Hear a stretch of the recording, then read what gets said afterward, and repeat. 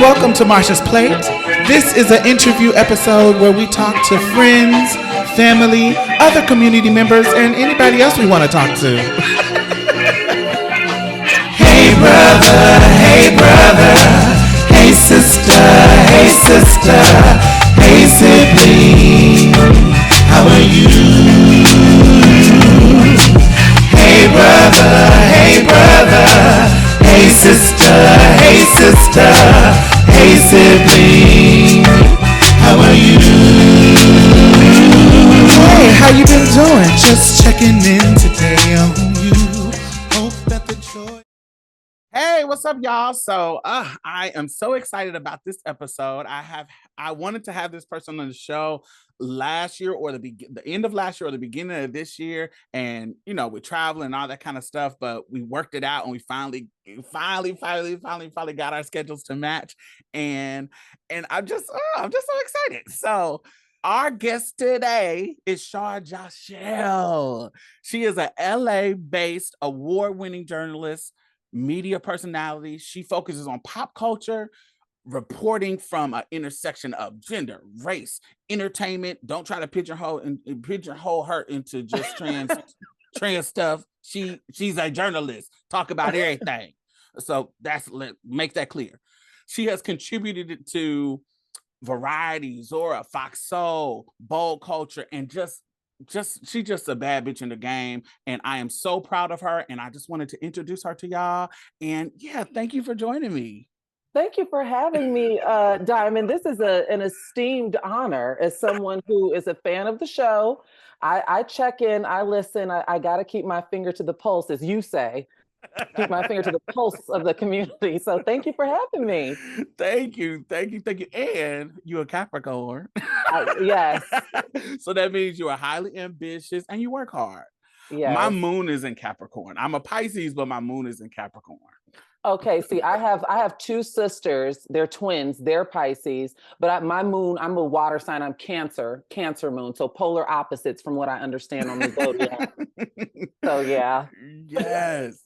So I want to start off by asking you, like, where did you grow up? Like, where did your life start? Who was loving on you? Who was raising you? And who was your family?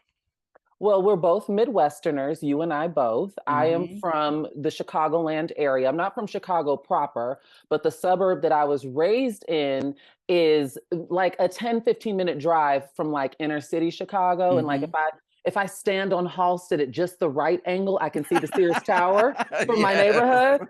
So I was raised, it's actually very interesting because the neighborhood has flipped. Like I've witnessed it flip, because when I was in the suburb that I was in, I was like one of like 3 Black kids at my school, and now it's Black kids all over the neighborhood. And so yeah, I was raised, my mother, my father, and like I mentioned, my sisters.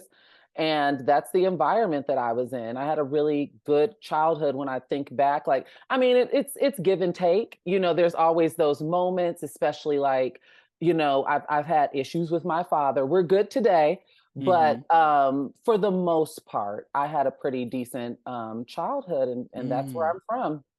So when did you start to live your truth? When did that start to flourish? Oh, when I popped out the womb. Are you kidding me? Are you kidding me? I always joke and say I never had the privilege of code switching. I never, like, I was so easily clockable because I was always so hyper feminine, even in my interests. And I can remember being like 3-4 years old and like singing Shaka Khan and Rufus Tell Me Something Good. Like these are of talent shows and things that I was involved in. I used to, sneak and like put on like a few coats of mascara or grab my mom's top coat and give myself a clear, yeah. So as far as expressing my femininity, it's just always been there, and it's been at times painfully innate, because I realize, I think that there's a point for a lot of us who buck up against the norm, whether that be in presentation or personality, where you have to contend with, I can't, like I mentioned, code switch in the ways in which I witnessed some of my peers code switch. for safety and survival reasons. So yeah, I've always been the femme doll from the time I arrived. I know that's real. So where did you go to school? For like college, Mm-hmm. I went to Langston University, and Langston is a HBCU in Oklahoma. I always have to remind people, like, we're here. We were the second season of BET's College Hill. Okay. And that is where I got my Bachelor of Arts degree in broadcast journalism. And it was an interesting experience because you went to an HBCU too, right? Yeah, in Mississippi. Yeah. And How did yeah, you get why did you pick there going from Chicago to Oklahoma of okay, all so places? there was a series of factors because everyone always asks me this. Granted, I want to say Diamond, I was so damn shell shocked when I got down there because this is before the Oklahoma City Thunder existed. I was like, what do you mean you all don't have a sports team? You know, coming from Chicago, there's the Bulls, the Blackhawks, the Cubs, the Yes. Sox. Like I was kind of used to that sporty type environment just as a spectator, not a player. And so when I got down there, so what I will say is that me and my girlfriends in high school, we all wanted to go out of state. I was the only one from our group that went out of state. And I went to Langston because they offered me the most money. I wanted to go to Clark Atlanta. I wanted to go to Loyola Marymount, which is not an HBCU. And so I kind of was like dancing on like this fine line because I had never been to school with all Black people. But I figured my 18-year-old mind at the time was like, oh, I can handle this. I go to an all Black church. I can handle this. And you know, there were some nuances there, you know, once you get down there. And so I got there because they offered me the most money. I went down there on scholarship. And then, you know, in a sweet twist of fate, my parents actually met on the campus of Langston University. And so it was one of those things where I wasn't even eyeballing it, but both of them, I'm the oldest, I should mention, I'm the oldest of three. Gotcha. Both of them were kind of like pushing me in that direction. And I was like, look, I do want to go out of state. I did not want to be in state, and they offered me the most money. So that's where I went. Yeah, I wanted to go to North Carolina A&T.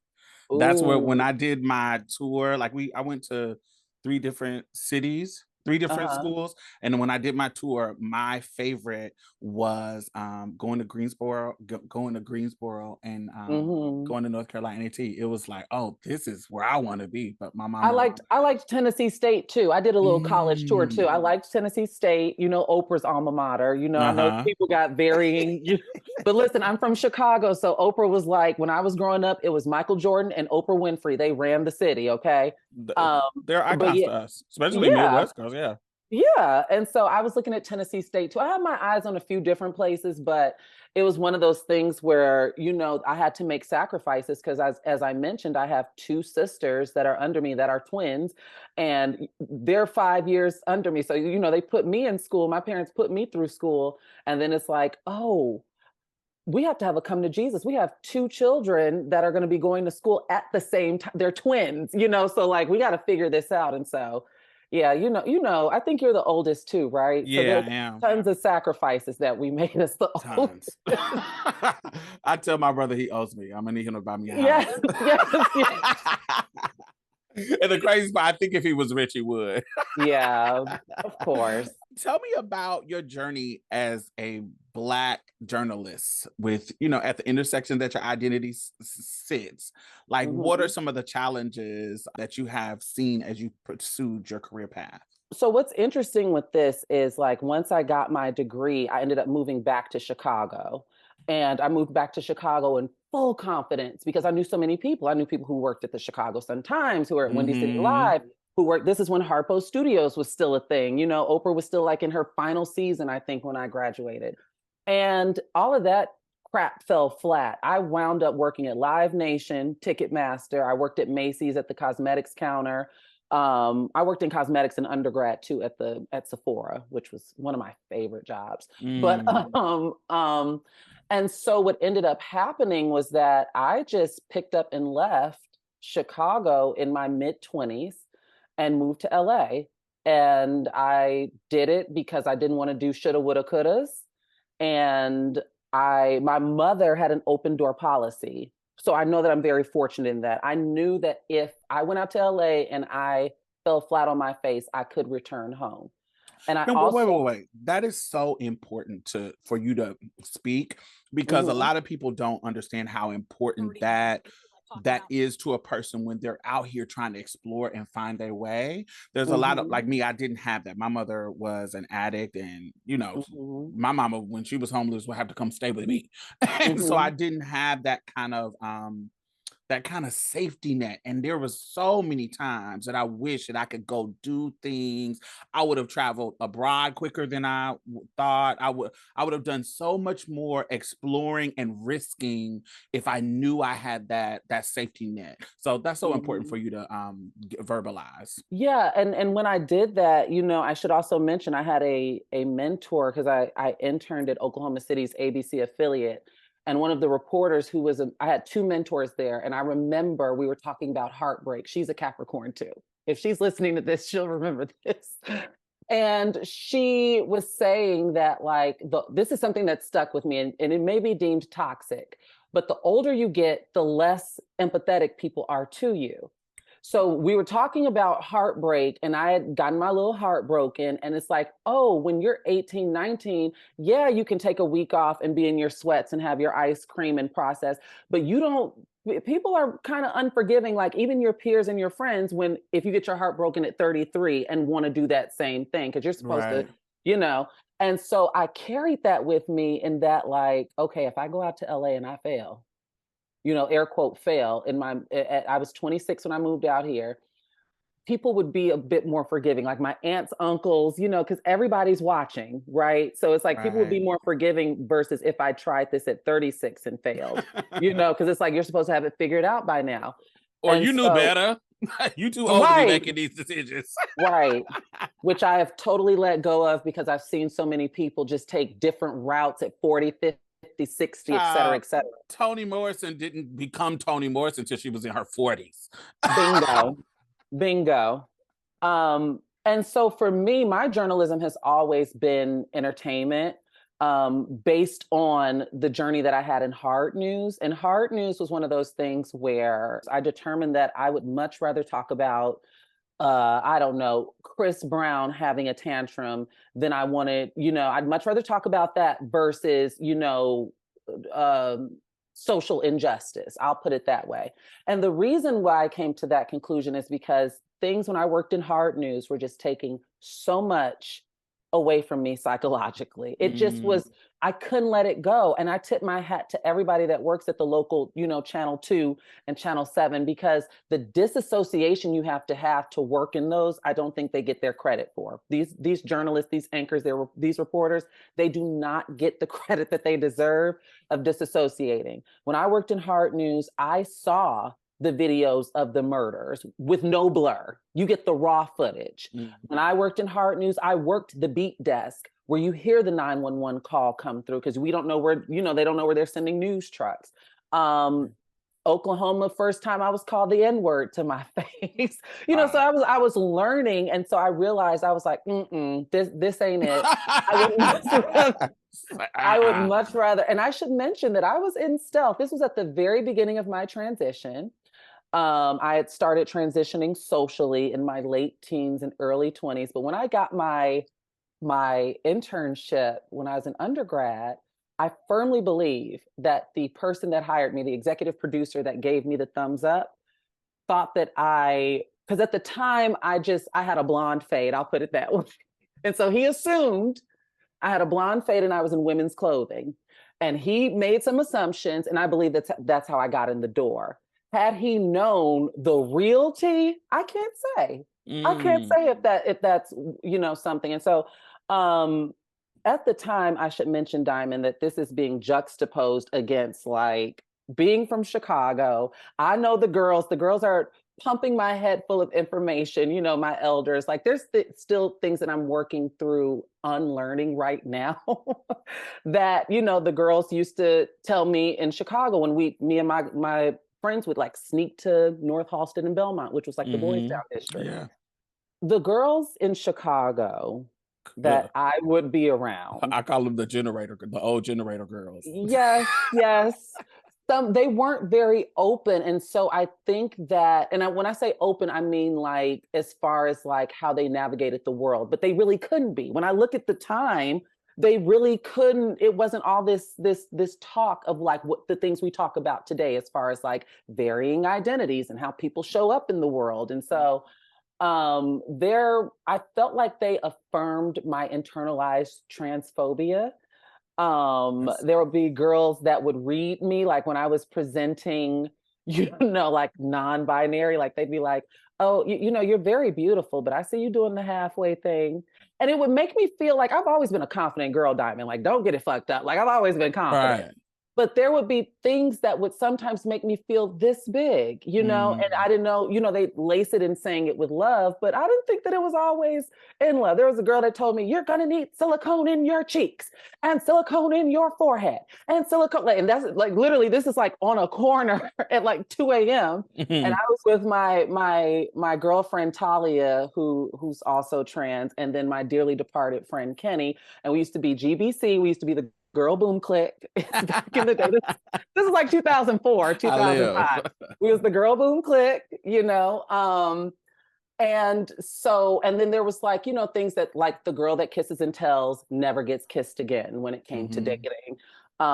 Very rigid things. Like if your man wants to explore certain things in the bedroom, it strips you of your womanhood. It takes you, you know what I'm talking about, yeah, absolutely. Without me having to get into the weeds of it. And so it's things that even now, like 15 years later, that I still, especially with being a journalist and having conversations and enjoying conversations and meeting people from all different walks of life, there are times that if I'm not taking myself to task, I have friends around me that'll take me to task and say, now, why is that? Well, why is that, Shar? Why do you feel that way? And so, what are your steps to working through that? I believe in asking questions. And so I will ask myself questions until I can get to the root. And I also don't beat myself up about whatever the root may be, because that just is what it is. And then it's incumbent upon me to then, challenge that. Now, I want to be clear, everything ain't for everybody. Okay.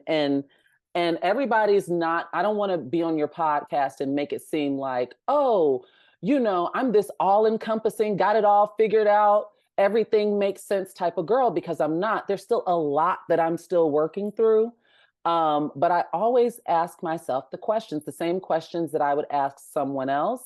I ask myself those questions. I'm also a big journaler. I also, like therapy, and I make sure that I keep friends around me that got some sense. It's nice to have fun, but I have friends around me that read books like I read books, and we'll have these types of conversations. And so, I think it's important to understand that no matter how old you are, or no matter how, what you went through, you are an ever-changing entity, and it is okay to be steadfast in certain beliefs, and it's okay to change. It's okay to be fluid in whatever, and stick to whatever you feel like you're strong about. Like you can shift and mold and be mutable all you want. You do not need to live by somebody else's rigid rules, and if it's a rule you believe in, you can stick to that. Either way, I think it's important for people to know, especially as a young person, to know that what you think when you're 16 is going to be very different. What you think when you're 25 is going to be different. When you get to 35, it's going to be different. When you get to 40, and I'm assuming, hopefully blessed, when I get to 50, 60, 70, wherever I'm going to get to, I'm going to change and I'm going to get better. And that's the goal. And I totally agree. And that loops back to like some of those harmful things. And I'm a very binary woman, and that's something that I stand by. There have been people that have used they, them pronouns with me. And I've had to say, those are not my pronouns. With all due respect, I know we're trying to be all encompassing and invite everyone, and you don't want to assume, but those are not my pronouns. My pronouns are she, her. And, and even thinking back again, like how we were talking about the girls in Chicago, everything was like rooted in passing. And, they're being so terrible to other women that are out there doing a lot of the same things that they're doing, calling her for the night. I remember they would call girls vampires. You can only come out at night. Terrible names that I won't repeat on this because this is a podcast of love. But terrible names that I won't repeat. But some of that stuff, the obsession with passing really, was a kind of a bedrock in my transition, and also just following my own heart, and also taking into account, like, the same girls that would read me and tell me I need silicone everywhere, there would then be someone that followed that up when she wasn't with that clique and was like, girl, don't do none of that shit. You are fine as is. And that would happen few and far in between, but it still happened. So I won't take away from that. But everything was rooted in passing and, following this rigid binary, which that goes into like unlearning things, and also just respecting that what is for me is me. There are components that make Shar, just like there are components that make Diamond. And we can't always throw what makes Shar onto Diamond, because that strips you of your own agency. You know what I'm saying? But I totally agree with you. Always be teachable. Always, you never know everything, so always be teachable. And so how does that translate into when you moved to LA and get into your career? Were there some things that you unlearned that got you further in your career, or was it holding you back in some way? When I got here, I was living in Stylz. I lived with 3 white boys from UCLA, one of which just randomly shoved his tongue down my throat one day and started kissing and coming on to me. And I said, and at first I didn't turn it down. And I said, ho, ho, ho, ho, ho, ho, ho, ho. This is a roommate, and they also don't know what's going on. I should mention, this was summer 2014. So this is before the conversation was truly elevated to the level it is today. Right. And so, I was living in Stylz and I was working in Stylz because I was very fearful. I'm going to tell this story here that I've never told this publicly. So when I first graduated undergrad, because it loops into everything. When I first graduated undergrad, one of my advisors had a producer friend at WGNO, which is the ABC affiliate for New Orleans, Louisiana. I have family in New Orleans and family from Louisiana, from Mississippi. And I'm like, I could go down there and be a field reporter. And so we'll never forget this. I wrote the producer an email, and this was at the beginning of my medical transition. And I had gotten my paperwork changed, because that's what I was hell-bent on. My thought process at the time was like, okay, me in a mini skirt and a 30-inch weave means nothing if my ID says M. So I was all about the paperwork. These were the rules. We didn't make the rules, but these were the rules. This is where my head was at the time. I said, bitch, get your paperwork before you save to try to get a surge or try to take advantage. I moved back in with my mama, and I had saved my money, and I got in my paperwork. I got that gender marker and I got that name change. That was the first thing that I did. And then I started HRT. But I say that to say my mom, God bless her heart, because she was just trying to help. She told me to mention, because I had a reel that I was not myself in. And she was like, well, if you're submitting this to him, you should probably let him know, like, hey, I'm also, I'm transitioning. So this email address and, because this man was very responsive. He's like, oh my gosh, I'll never forget. He was like, we got Super Bowl, because it was Beyonce's year, Super Bowl in New Orleans. And then back-to-back weekends, it was also Mardi Gras. So this man is working like 96 hours in a week. And so he's interested in getting to know me for hiring purposes. But as soon as I dropped the T word, to this day, I have not heard back from that man. Wow. And for a long time, I was upset with my mother about that, because I was like, I could just go down there and, do what I've been doing, which is not telling anyone what time it is. But I think everything worked out exactly as it should, because, it is Louisiana, and all it takes is for some hating ass hoe from undergrad to, tell my tea. And then what would that have looked like? Or, I mean, even if someone is watching the TV and they squint and they say, now, wait a minute, so you just never know. And so, but for a long time, I was upset with my mom about that, because I didn't get jobs that I wanted. And so I say that to say, when I moved out to LA, I was like in full stealth mode, because I needed to work. That's how I looked at it. I worked at a school. I was at a middle school because I couldn't get a job, and I was just Miss Shar. Didn't nobody know nothing. Did nobody know nothing. And I worked with, a student. I was doing BII. I worked in the detention room. And then this is before I jumped full time into working in television. But another story that I've never told is that while I was working at this school, within my first year in LA, I got a casting call to be on Glee. So I agreed to be a background actor on Glee. Now, this episode, you can still find it. T.S. Madison is standing directly behind me. They rounded up like 300 trans people, trans women, trans men. And we're part of this choir, Diamond. Yes, we're part of this choir. And that was young. That was 26-year-old Shar. I had been in LA for like 6 months when I did this. And so I will never forget, it aired in February. And I was walking down the halls of the school, and one of my favorite teachers who I really enjoyed, and I trusted this white lady, she was fine. She never betrayed me, but she saw me in the hallway and then she hugged me and pulled me in. And I was like, why is this hug lingering? And she was like, I saw you last night on Glee. And I'm only laughing because, Diamond, it felt like someone poured ice cold water down my back, because I'm like, what does this mean for my job? What does this, because at the time kids ain't watching Glee no more. The final season, these middle schoolers are not watching no damn Glee. But yes, Miss D pulled me in, and I saw you last night on Glee.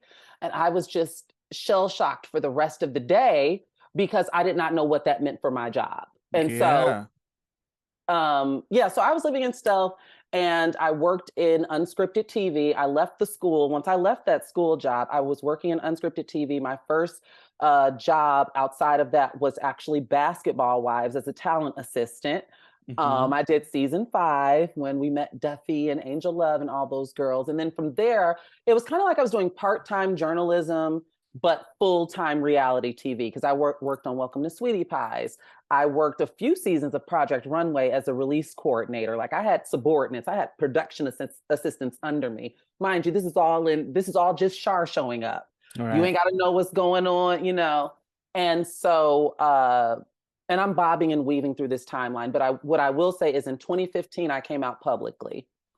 And I came out, this is a gag of gags, because I thought that the United States was headed in a different direction. Laverne had been on the cover of Time magazine, and it honestly was Caitlyn Jenner on the cover of Vanity Fair, because there were so many press inquiries, and I was listening to people having these conversations, and there's no trans people in the room, which still happens today. Y'all don't know what y'all talking about. And at the time, this is before, Caitlyn showed her true colors. She was still reaching out to advocacy groups. She was calling the Black girls and trying to work with the Black girls. And so when she was having her reality TV show. Yeah, that all looked, Kate, was it what it was called? Caitlyn? I Am Kate. I Am Kate. Because I did 2 seasons. I did AfterBuzz with that, which is a review, like an after show network. That's when I did that. I did 2 seasons of that.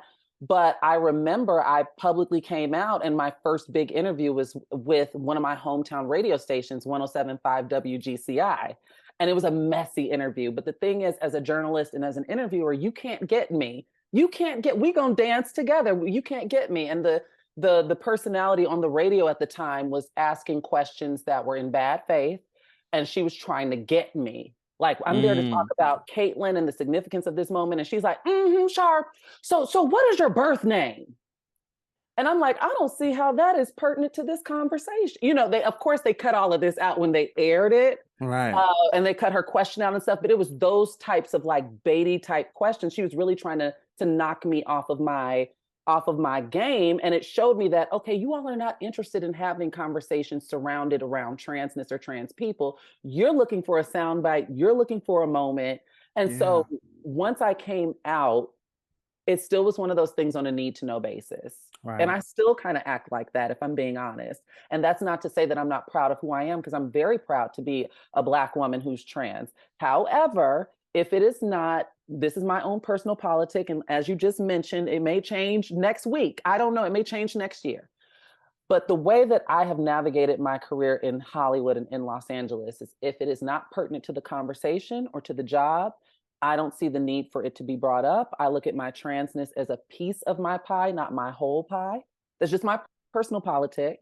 And I have flat out told people, I think that me being trans is the least interesting thing about me. And I firmly believe that, because I noticed that in a lot of white queer spaces in particular, they want me to lead, which I have no issue with. I want to be clear. I have no issue with leading with that, but it's also like being at the I'm more than this.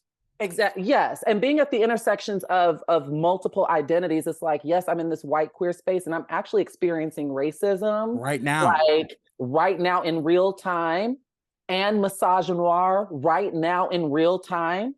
The transphobia isn't in the room, but you all are still pretty fucking terrible. Like, you know what I'm saying? So it's like, and I think in a lot of white queer spaces, because that is what they fall back on, that's really like their only, I guess, slash on the board is that I'm gay, I'm trans, I'm navigating, but it's like, I'm also Black, I'm also a woman, and I'm trans. And so sometimes, the racism, the misogyny, and the transphobia all show up at once. Mm-hmm. And other times they take turns as to when they show up. Facts. And so it's like, this ain't a safe space for me either. And so that's just my own personal politic. I know that not everybody will agree with me, and that is fine. We're all entitled to our own opinion. But I firmly, like, I've been very consistent in that thought and in the ways in which I navigate my career. Mm-hmm. I actually totally feel that because I feel the same way. I feel like when it comes to my work, when it comes to my livelihood, I get to decide who I talk about my transness with. Luckily, right now in the work that I'm doing, most of it is trans led. But prior to that, like literally all of my life before these past 2 years, I was in a situation where I was Stylz at work, and it's because I have been fired from 3 jobs in my life, literally changing the trajectory of opportunity and where I could go, what I could do in my life. And so it wasn't like I was just going to interject really quickly because that's such a common story. And I literally broke down on air when I was reviewing I Am Kate. It's still up on the internet. If any, AfterBuzz doesn't exist anymore, but I used to review different types of shows. And there was a woman in Chicago that was fired from 4 jobs. And I think in that time, in that space, I realized how fortunate I was to exist in the time in which I existed, but literally like collapsed on air in tears, thinking about what something like that must have been like when you are qualified, you can do the work, and based on this shitty society and the thoughts and these prejudices and discrimination, suddenly you're not qualified for the job. It's just crazy to me, but I know that that's a reality and it still goes on today. It's not a thing of the past, but it's something that is totally jarring to me. I hate it so much. Yeah, the first time that it happened to me, I was 18 and I was a kid, and I didn't I understood it wasn't fair, but because I was in a situation, because I had this kind of naivete of a young person that, I'll just get another job. No, you know what I'm saying? And Yeah. I didn't think it wasn't heavy the very first time. But the second time it happened, my mom was in prison. I had custody of my brother. I worked at this factory, and we were trying to we were living with my aunt, and we were trying to he wasn't getting along with the other kids in the house. And so we were trying to get our own place. And the month that we got our own place, the very first month, this clown fired me, literally because I was trans, not because of anything I did, literally because the rest of the people were having an issue. And so, but in that moment is where I was like, not only is this not fair, this is dire. And in my brain, I was like, you don't even know what I got going on at home. It isn't just a trans person you're fucking up. I got a kid. I got somebody that I'm taking care of. And I know you don't know that, and that's none of your business because this is a fucking job. But it ain't just me that you fucking affecting. And so it just was one of those things. So when I got older, I made sure once I got my name changed and gender marker changed, I'm coming here to do a job. I don't need to talk about my tea. That's not important. So I don't want to talk about it. And I never did. And I never felt ashamed about not doing that because look, I this is my livelihood. And that's the point that I want to drive home, because oftentimes when I bring up how I only bring up my transness, when it's incumbent on or it pertains to the job that I'm doing, people's knee-jerk reaction is that, oh, you must hate yourself, or Right. oh, you must hate components that come together that make you you. And that is not the case. I'm also keenly aware of the current socio-political climate and how the United States is. And also that, as you mentioned, I'm currently in a 1-bedroom apartment. I still have a car note. I got rent. I got, all these amenities, the Hulu, the Spectrum, so it's one of those things where it also, I feel like it does us a disservice to move about the world without also acknowledging some of the cruelties that come with the world. Because we can function in a way in which we want it to be, of course, but we also, I think that it does us a disservice to totally ignore or to act like someone's being absurd because they don't desire or don't want to talk about their transness in the capacity in which you may want to. And that goes back to the point that I made at the top of this show about things that make Shar may not factor into things that make Diamond. Right. And people have to be okay with that. Facts. And that comes with when we talk about intersectionality. There is a difference. Sometimes we can't do this. Sometimes what you can do, just because you got this one marker, this one thing that makes you a minority or make you oppressed, there are multiple things kind of coming at some of the rest of us. And we have to, where you can say, oh, I'm trans and your whiteness can protect you. That's in really other it. scenario, you can go get a job here because they are on there, they have white leadership and they they're gonna center you and they're okay with you being trans. But then when I come in this place that is a queer space, supposedly my race becomes an issue.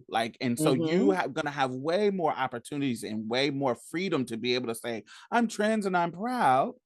Out loud than me when we're talking about opportunities for my livelihood. So I totally get that. How do you balance your social life? When it comes to your working girl, so you're doing your thing, what is your self-care process looking like? How are you using sisterhood as a tool? How are you using your family? How are you what is your self-care process? What is that like?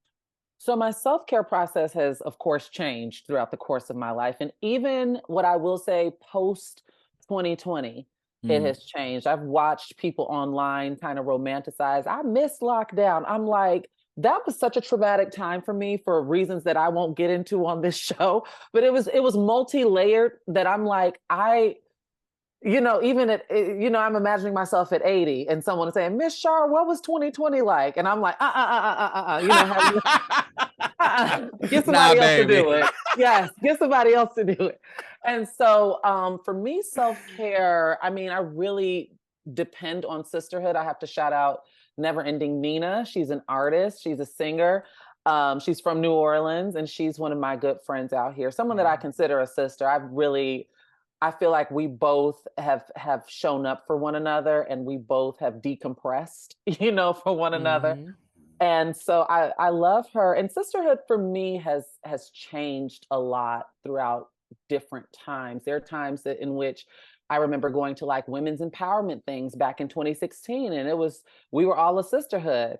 And then as the conversation has shifted in this country, going to women empowerment things, and not everybody, they're not outright saying it, but the energy I'm getting is that I might not be welcomed in this space. So, it's like, okay, sis, you calling me sis all up and down my IG, but now I'm in the building and, it's an issue. And so for me, it's a matter, like I mentioned, Diamond, I'm a big journaler and lately it's been going in and out, but there are times in my life where I truly believe that had I not documented and journaled and decompressed and had things in writing from my perspective, that I probably would have been in a 5150 hole somewhere because I was dealing with manipulators and gaslighters and in ways in which I don't know if I would have been able to mentally sustain or survive. And so for me, I love spending time with my friends. I love a good, binge watch a show. I'm behind on so many books. Typically, I love books. But if I'm being honest, Diamond, the TikTok kind of slid in and I've been, scrolling TikTok way more than I've been flipping pages. And I also love studying my craft. I think, I am a stereotypical Capricorn. So I love, seeing what the daytime talk show girls, I have a routine every morning. I watch The View, I watch Sherry, I watch Tamron. I'll sneak in Jennifer, depending on who her guest is. And I'm looking at things, I'm picking up like, wow, I really like the way Tamron asked that question, or I liked that question. I never thought to ask anyone that. And so I think I'm always just by nature looking for ways to sharpen, my skills. But I know that I could do better with sleep. I need to be more intentional with sleep, and I need to be more intentional with eating meals, because I'll eat, but then it'll be once a day. And I'm a big liquids girl. I love, waters and teas and all different, whether it be hot, cold, coffees, espressos. And so self-care for me, a lot of the times looks like retreating into myself. That's what it looks like today, because I've had so many shifts, even socially. People that you think are your friends are not your friends. And I used to pride myself on being a good judge of character, and I still do. But there are people that'll surprise you. It's one of those things like a keep living. People will surprise you. And so it's been a function of me just really loving on myself. And that shows up, like I said, in different ways. Sometimes that shows up in retail therapy. Sometimes that shows up with, planning, a lunch or something. I just love being around people where I know I can let my hair down and we can have spicy talk, and Right. we can, share an appetizer or whatever, and just really, I'm talking about 2-hour dinners, Yeah. 2-3 hour. Like Yes. I be needing that. And so, or like I said, diving into a show. And then sisterhood looks different for me because I also depend heavily on my biological sisters. Like, Mhm. we've had to restructure our relationships as adults, which most people do, when you transition from childhood, adolescence to adulthood. And I really appreciate them. And I appreciate them at a level within these past few years, around pandemic, before pandemic, after pandemic, in which I don't think I ever appreciated them before, where it was like my Mhm. whole adult life. It's like, oh, those still my little sisters. And they'll probably always be my little sisters, Yeah. even though they're 5 years younger than me.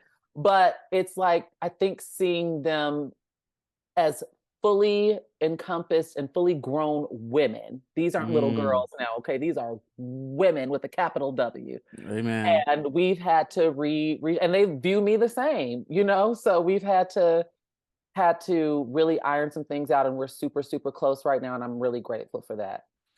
I remember recently I just had this epiphany that my brother, I was like, oh my God, you are a grown man. You have two children. We sat and had this conversation, and it just him turning, me going from caretaker of Hmm. him, and now that is, and even when he had left my house when he was in college, and a little bit of time when he was in his early adulthood, I still feel like I was a caretaker, because like you were talking about, your parents give you that safety net. I wanted to make sure he knew that I was his safety net as well. So it still Hmm. was that vibe of, I wanted to be mature and a rock and steadfast for him, so he knew that he could fall back. But now that he is in his 30s, and that was when he was in his 20s, now he's in his 30s, and he really is on his shit, like on his business and on his manhood, and I can kind of release that kind of tension, and I don't really got to be your safety net. And, of course, if you Hmm. need me, call me, da da da da. But now he can actually be one of my little friends. He Yeah. actually can be a Yeah. confidant, and we can have serious conversations. Child, the other day we had one of the most sexual conversations that I've had with my brother, just about Uh-huh. us talking about our sexuality and stuff we've done and how we explored things, and the first time we had sex, just conversations that I never had with my brother. First of all, because I was trans and he was a Right. cis straight boy, and all of that kind of stuff, and the pressures of not wanting to influence his sexuality, because people were like, oh, you are a trans person raised in this straight boy, blah blah Wow. blah blah blah. I didn't even want to talk about sex with him, because that kind of pressure of, I don't want to influence him. Yeah. I don't want to I don't want whatever that they were claiming that I would have Hmm. affect him to come true. So it was hard for me to have sex conversations with him, Hmm. because, and it to our detriment. Because I remember he told me, this is in this recent conversation, he was having sex while he was in my house and he was 12. Oh my And I God. didn't know. Yeah. And he talking about, I was having raw sex with her, Diamond, and she never got pregnant. And then soon as I moved, she get pregnant by this dude. Wow. And I was like, whoa, what if you would have had a baby while you was with me? They would have talked so much chewed shit you up. about me. Yeah. They would have And chewed you up about that. yes, and of course, the only thing I talked to him about was, of course, condoms and Yeah. stuff like that. That's because I was a queer little boy when I was younger, and growing up during the AIDS epidemic, they were pounding me in my head with condoms, AIDS, HIV, HIV. So that's the really only kind of sex talk I knew to have, condoms and STDs. And so I didn't really need to, I didn't get to talk to him about those things. And I regret that. But now, as we're older, we are able to talk about those type of things in clarity and at depth. And it was beautiful to me. It was like, oh my God, this is my grown little brother, and we're having a honest, open conversation without any shame, and open and free. And it was beautiful. I had one of my sisters show up. That is beautiful. Don't want to take away from that. That is beautiful. I had one of my sisters show up for me over when I had gotten my heart smashed, okay, just heartbroken, couldn't. And I think that also helped, because I'm like, she is so wise to be 5 years younger than me, but also, like you just mentioned, as adults, you learn, like, oh wow, you had that experience. I wouldn't have never known had you not told me, like, right. And so realizing that they're adults with agency and their own, just like we got our own stories and experiences and been up to things, so have they. And so yeah, it's a beautiful thing, really. But I agree with you. It's kind of like, makes you take a step back, like, wow, you grown as hell, like you grown. Like, yeah. I want to know if somebody was to want to go in the direction and see you as a possibility model, what advice, when it comes to being a journalist, when it comes to being a proud trans woman in the way that you present, in going after your dreams, if somebody saw you as a possibility model, what advice would you give them coming up, if they're in their early 20s and they're teens, and they're like, they're in a different world? So what advice do you give them? Funny that you asked me this, because Janet Mock was once one of my mentors before her first book. And I met Angelica at the beginning of my Angelica Ross helped me get on hormones. So I was in a tight bubble. And so they were in this position when I was in my early 20s. What I will say is that I'll say what I did not like when I was in certain positions, and how that influences my advice I'm about to give. So what I will say is, your transness is your own. You define how you want to show up in the workplace and how you want to show up in life with that. Because I had people trying to push and pull me in different directions when I transitioned, instead of giving me the agency to explore the lay of the land for myself and have my own experiences. I had people assigning things to me and wanting to make something of me that I had no interest in. So I'll say that. So with your transness, that is your own, and you navigate how you show up in newsrooms, in meetings with that, okay? When it comes to work, I will just say, do good work. Journalism, especially in Los Angeles, is a highly competitive field. You are working with desirability politics. You're answering to cis people across the board. And the work is what stands at the end of the day. And I know that journalism is like a mixy topic. Like, I'm not elitist, but I will say, do not call yourself a journalist if you can't write. And that, yes, that even is for the broadcast journalists, because, the waters are muddy right now between bloggers and, people looking at, the Shade Room is reputable journalists, and Tamar Braxton call herself a journalist. Portia Williams call herself a journalist, and you all are fantastic hosts. I won't take that away from you. You are a fantastic host. You're good at what you do, but journalism, y'all are trying it. And so that is what I would say. Honestly, Diamond, is just make sure that the work is good And you can't sit around waiting for opportunities. You have to be out there, you know, in these shark infested waters, getting in where you fit in, and be likable, be authentic. I mean, you can't determine whether you're likable or not, but authenticity will always win. I firmly believe that, because the viewers, people reading your work and watching you, whether it be digital or on linear television, can smell a rat, can tell when you're being fake. And also people can, you know, my BS meter is through the roof, because I don't want nothing that ain't real near me. You got to be a real bitch to be around me. And So, in LA, it's so many tons of fake girl, motherfuckers out there. You got to girl, be Sixth Sense about that girl, bullshit. I say hi and bye and keep it pushing, because I've been clocked you. You know what I'm saying?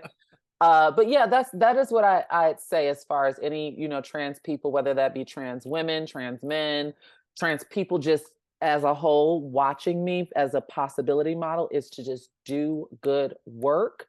Mm. And you navigate your transition however you see fit. I can't advise you on that. So who you named Angelica Ross? That's my girl. Yeah. Janet Mock, I've met her, and my girl as well. You mentioned Oprah. You mentioned your mom. You mentioned who else? Who are some of the people that would surprise us in who has inspired you, who had helped you lay a path, maybe not directly, but seeing them from afar? Who else has been a possibility model for you?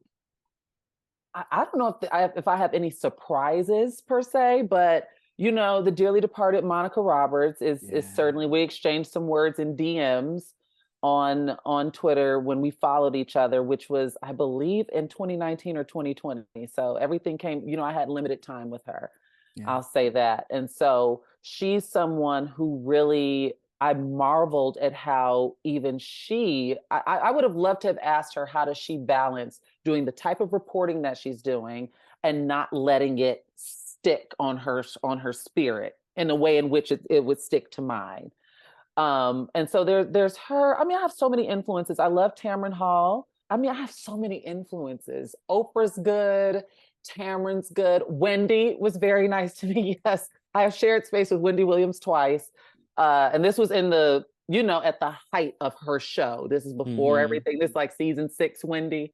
Right. She was, you know, very nice and shady and good. It's a melting pot, because when I think about like the books I like to read, or when I think about like how I admire people for broadcast, I also love people's writing. I love Candace Benbow. I love Brittany Cooper. Bell Hooks, of course. I love Bell Hooks. Kimberly N. Foster. There's so many people that I'm watching and that I get so much from, and I'm just so grateful for the groundwork and how they contextualize certain intellectual framework around things, and how they could, you know, they could have the everyday conversation, but they also can contextualize it on an academic level. I'll put it that way. And so, yeah, it's a melting pot. My mom, my aunts, there's tons of women that I grew up watching, and I think that they've all had an influence on me in some degree, whether that's how I show up, whether that's how I conduct business. You know, it is what it is.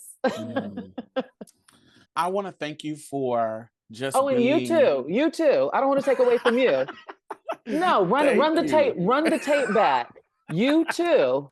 And I say that because I first had conversation with you in 2019 when I reported on Malaysia Booker and Claire Legato for Trans Day of Remembrance of 2019. Yeah. And I slid in your DMs, and you gave me some thank you for giving me your time. I want to, you know, thank you for that. But you also gave me some very good source material to work with, and you pointed me in the direction of some great organizations. And you know, that was very tough for me as an entertainment journalist. I was literally like calling like the homicide unit, speaking to Detective Eccles.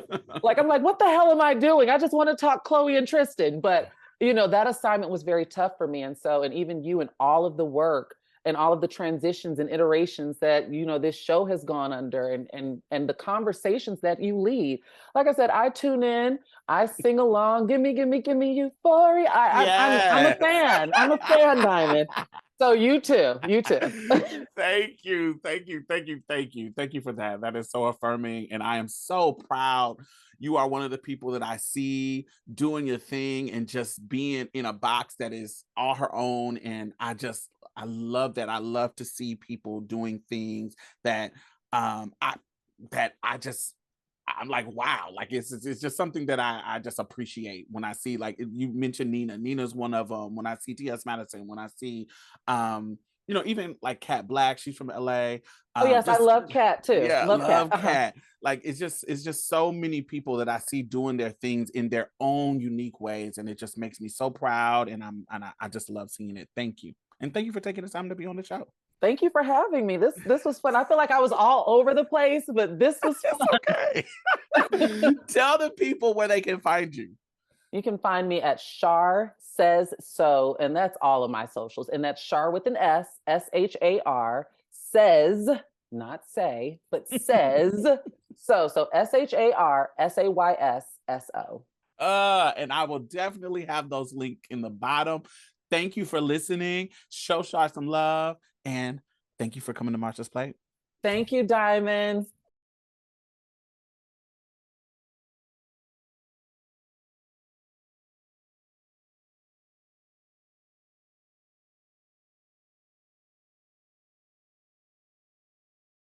Hey brother, hey brother, hey sister, hey sister, hey sibling.